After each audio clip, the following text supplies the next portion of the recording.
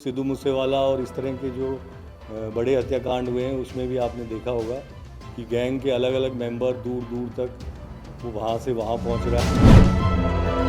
गोल्डी ब्रार भी वहाँ की वांटेड लिस्ट में आ चुका है और जो बाकी हैं इस जो पहला केस था सनलाइट कॉलोनी वाला, इसमें लॉरेंस बिश्नोई का जो भाई है अनमोल बिश्नोई, वो उसका ऑपरेशन था।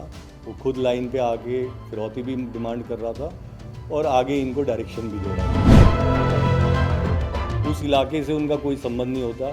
वो रैकी करते हैं, फायर करके चले जाते हैं और फिर उनका सीसीटीवी फुटेज में भी पहचानना उनको मुश्किल हो जाता है। वरना उसको डराने के लिए ये शूटर्स को रिक्रूट करते हैं, फायर करवाते हैं। उस फायर में खिड़की पे, शीशों पे, दरवाजे पे, सीलिंग पे, कहीं पे भी फायर हो सकता है। गोल्डी ब्रार, लॉरेंस बिश्नोई, संपत नेहरा, काला जठेड़ी, नरेश सेठी के जो क्राइम सिंडिकेट जो इंटरनेशनली ऑपरेट कर रही है, उसके 3 एक्सटॉर्शन मॉड्यूल्स को बस्ट किया है पिछले कुछ दिन में। और मैं ये कहूँगा ये बहुत बड़ी कामयाबी है जिस मेहनत से टीम ने इन तीनों मॉड्यूल्स को बस्ट किया है। तीनों मॉड्यूल अलग अलग जगह पे चल रहे थे, आपस में तीनों मॉड्यूल्स का कोई कनेक्शन नहीं था। इंटरनेशनल जो हैंडलर हैं वो इनको चला रहे थे, वो हैंडलर भी अलग अलग हैं। और जैसा आपको इस गैंग की मॉडस ऑपरेंडी का पता है, और उसको मैं और थोड़ा डिटेल में आपको बताता हूँ कि ये लोग पहले टारगेट चूज़ करते हैं। कोई पैसे वाला बुकी है, गैमलर है, रियल एस्टेट वाला है, या कोई इस तरह का है जो प्रॉपर्टी वगैरह के धंधे में है। उस टारगेट को उसकी पेइंग कैपेसिटी के हिसाब से चूज़ करके उसको एक डिमांड भेज देते हैं। उस डिमांड में अगर वो चुपचाप हवाला के थ्रू पैसा ट्रांसफ़र कर देता है बिजनेसमैन, तो ये शांत हो जाते हैं। वरना उसको डराने के लिए ये शूटर्स को रिक्रूट करते हैं। तो शूटर जो रिक्रूट करते हैं उनमें ज़्यादातर जुवेनाइल बच्चे होते हैं, 15 से 20 साल के, और ये सब गांव के लड़के होते हैं जो हरियाणा, राजस्थान, दिल्ली के देहात के लड़के होते हैं। उनको ये बुला के और अलग अलग जगह पे ठहराते हैं जहाँ पे किसी को ये नहीं पता होता कि कौन इनका इंतज़ाम कर रहा है, कौन इनको हथियार सप्लाई कर रहा है, कौन बाइक सप्लाई कर रहा है। तो इनको आगे आगे कि वहाँ पे आप पहुँचो और वो आगे के डायरेक्शन वहाँ पे मिलेंगे। इस तरह से ये चेन चलती जाती है और फिर ये उसके जो कंप्लेनेंट या जिससे फिरौती मांगी गई है उसके घर पे या ऑफिस में या बिज़नेस पे फायर करवाते हैं। उस फायर में खिड़की पे, शीशों पे, दरवाजे पे, सीलिंग पे, कहीं पे भी फायर हो सकता है, उसके अंदर एक दहशत का माहौल क्रिएट करने की। और फिर से एक इंटरनेशनल कॉल आता है कि अभी भी अगर पैसे नहीं देने तो अंजाम ठीक नहीं होगा। उस कॉल में लॉरेंस बिश्नोई, गोल्डी ब्रार वगैरह का नाम रहता है कि उस गैंग के मेंबर इसके लिए फिरौती मांग रहे हैं। और उसके बाद ये एग्ज़िट कर जाते हैं। लड़के जहाँ पे फायरिंग कर रहे हैं वहाँ से सैकड़ों किलोमीटर दूर से आते हैं। उस इलाके से उनका कोई संबंध नहीं होता। वो रैकी करते हैं, फायर करके चले जाते हैं और फिर उनका सीसीटीवी फुटेज में भी पहचानना उनको मुश्किल हो जाता है। तो मेरी आपसे मीडिया के माध्यम से ये अपील भी है कि जो हमारा यूथ है, जो हमारे युवा हैं, उन तक ये संदेश पहुंचाया जाए कि ये एक ट्रैप है जिसमें इन लोगों को लालच दे के कि तुम गैंग के मेंबर बन गए। गैंग के मेंबर बनने से क्या होता है? गैंग का भविष्य के मेंबर का भविष्य तो अंधकार में ही है।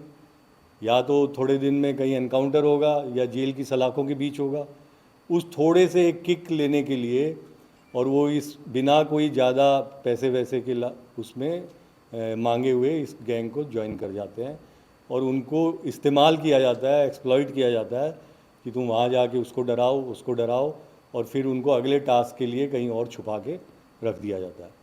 पिछले साल भी जो सिद्धू मूसेवाला और इस तरह के जो बड़े हत्याकांड हुए हैं उसमें भी आपने देखा होगा कि गैंग के अलग अलग मेंबर दूर दूर तक वो वहाँ से वहाँ पहुँच रहा है। वहाँ पे उसको कमरा मिलेगा, कमरे से जब जाएगा फिर थोड़े दिन बाद कहेंगे कि उस खेत में चले जाओ, वहाँ पे उस पेड़ के नीचे हथियार मिलेगा, या वहाँ चले जाओ, वहाँ पे एक आदमी मिलेगा जो बाइक खड़ी होगी, उस बाइक की चाबी वहाँ पे रखी होगी। तो जो इंटरनेशनल हैंडलर है वो एक तरह से कंट्रोल रूम की तरह काम कर रहा है, सबको डायरेक्ट कर रहा है, कोऑर्डिनेट कर रहा है।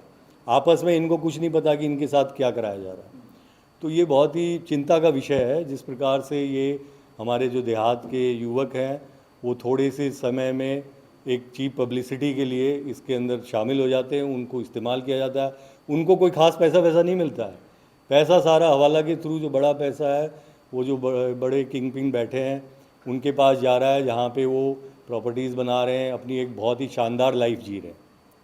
अब इसमें मैं पहले मॉड्यूल पे आता हूँ जो डीसीपी अमित और एसीपी उमेश भरतवाल और इंस्पेक्टर राकेश और रामपाल की टीम ने किए। 2 मॉड्यूल इनकी टीम ने बस्ट किए हैं, दोनों ही बहुत ही बेहतरीन काम है। पहला केस सनलाइट कॉलोनी का है, जहाँ पे एक बिजनेसमैन को इन्होंने गोली चलाई, कॉल किए कि भाई 2 करोड़ रुपए की फिरौती चाहिए, और रैकी करके गए लड़के, लेकिन साथ वाले घर में गोली मार गए। दोनों घर एक जैसे थे, तो भी उसको पता था कि कॉल मुझे आ रहा है, ये गोली जो साथ वाले घर पे मारी गई है, अप्रैल के लास्ट वीक की बातें हैं, वो मेरे को डराने के लिए गई है। केस दर्ज हुए वहाँ पे 2 सनलाइट कॉलोनी में। उसके बाद जब हमारी टीम को इसमें लगाया गया तो उन्होंने फुटेज वगैरह देख के उसको पीछे से काम करना शुरू किया। फुटेज को देखते हुए हमने देखा कि वो ऑटो में बैठ के जंगपुरा से धौला कुआं आए। धौला कुआं में हमने उस बस को ट्रेस किया। उस बस को जिस दिन उस बस में जो कंडक्टर था उसकी से पूछताछ हुई, उसने कहा कि मैंने इनको बिलासपुर चौक पे इन तीनों लड़कों को उतार दिया था और वहाँ पे वो ढूंढ रहे थे कि पटौदी का रास्ता या ट्रांसपोर्ट क्या मिलेगा। वहाँ पे जब वो हम गए हमने पटौदी गए, वहाँ पे सोर्सेज को एक्टिवेट किया हमारी टीम ने, और फाइनली हमको ये स्पेसिफिक और पुख्ता जानकारी मिली कि ये राजस्थान से 2 लड़के आए थे, और वहाँ पे हमारी टीम वहाँ पहुँची। पता चला दोनों लड़के जुवेनाइल है, एक ने अभी 10वीं के पेपर दिए, एक ने 12वीं के पेपर दिए हैं, और तब से वो वहाँ से गायब हैं, और दोनों ही जुवेनाइल 16-17 साल उनकी उम्र है।